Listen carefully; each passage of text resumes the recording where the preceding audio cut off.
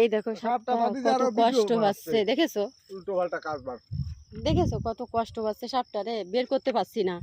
ওকে আমরা ভাবছি ছেড়ে দিব, বুঝলা, কিন্তু ও তো বেরোতেই পারছে না। এই দেখো, এই দেখো, ওরে মেলাখানিক বাইরে গেছে রে, ওর মুখটা ধরে টান দিলে ভালো। পেয়েছিস? এই দেখো,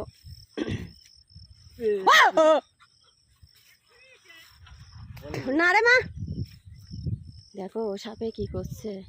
এই দেখেছো? ওই দেখো কি করছে, কিভাবে সাপ ই করতেছে। এ ভাই, ওরে মারিস না জানো।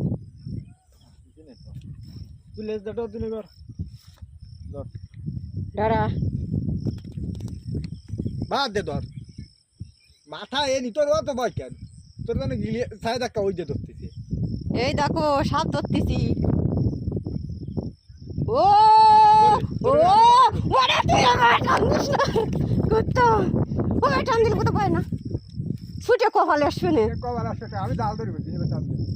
কি তুই জাল ধর, আমি টান দিচ্ছি। ওরে ক্ষমা করে দাও সাপ, তুমি ক্ষমা করে দাও। বাস কিন্তু আদতে ছাড়ি দিবি না, আসি আবার গায়ে লাগবে না। ওরে পাপ দিও না রে, পাপ দিও না, দেখেছো? এই দেখো, এইবার ওই লোক দিছে ছাই দেখেছো সাপটা কত কষ্ট করছে। নে রে শোনা, নে নে নে নে নে নে, বেরো বেরো বেরো বেরো রে, বেরো রে শোনা, বেরো বেরো। ওরে বাইরে গেছে, ওরা ইসি বাইরে গেছে।